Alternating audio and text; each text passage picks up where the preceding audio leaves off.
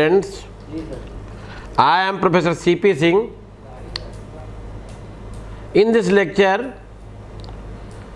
I shall discuss persons disqualified by law.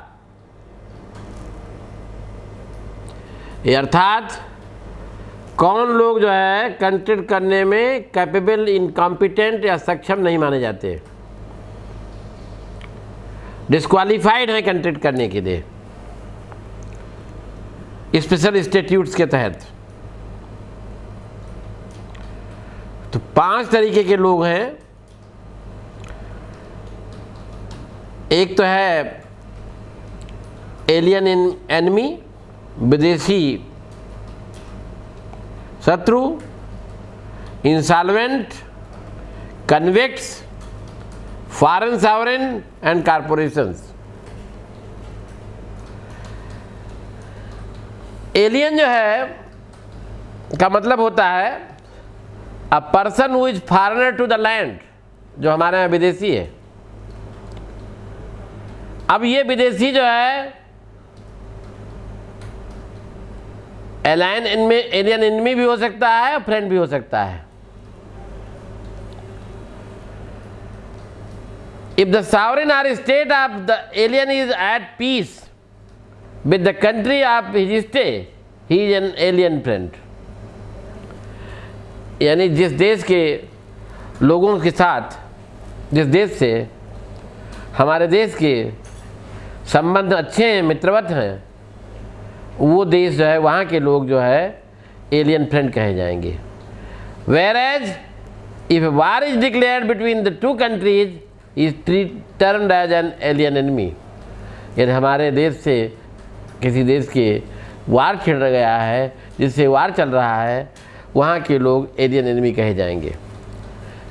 An alien friend living in India is competent to contract with Indian citizens. On the declaration of the war, alien enemy are not entitled to enter into contract. In India, he becomes an alien enemy, and contracts with him are governed by the 2 rules: contracts during the war, contract made before the declaration of war. Contracts enter into before the outbreak of war will be suspended during the course of war. They will be performed after the war is over. लेकिन contract during the war are illegal, void. They can't be performed. Contract made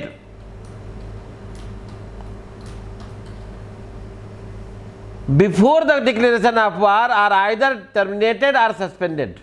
Both circumstances हो सकती हैं. Their performance is stayed during the continuance of war. The stayed or suspended contracts may be performed after the war is over. However, the government can impose such restrictions on the performance of suspended contracts as it deems fit necessary in the interest of nation. But if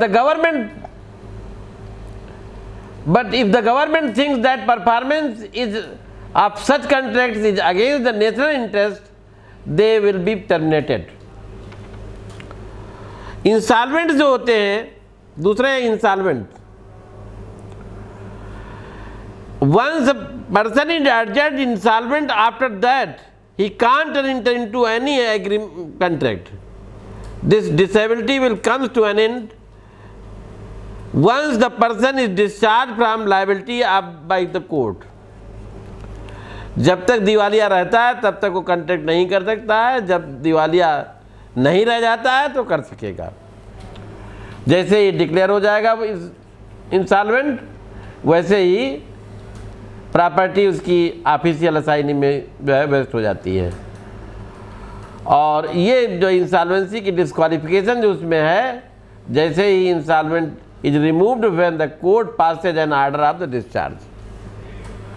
third है जो convicts हैं, दोषित हैं, a convict can't enter into a contract while he is undergoing imprisonment।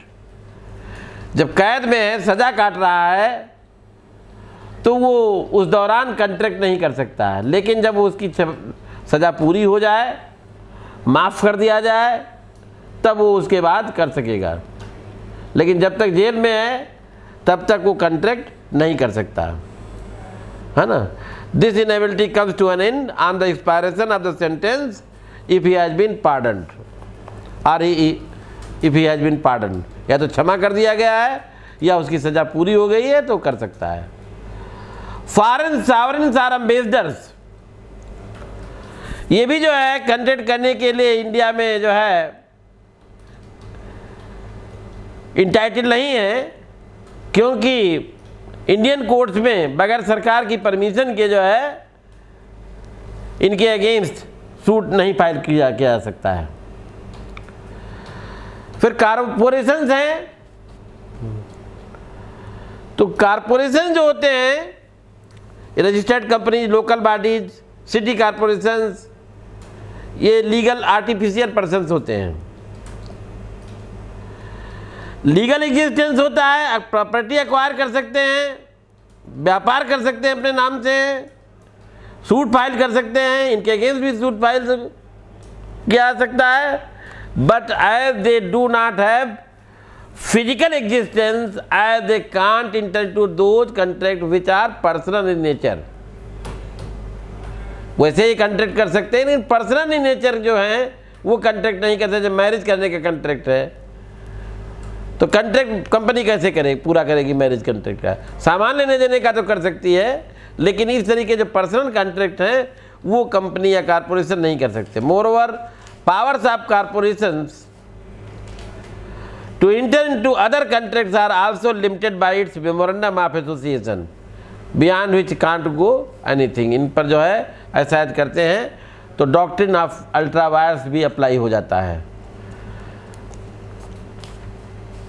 Thank you very much.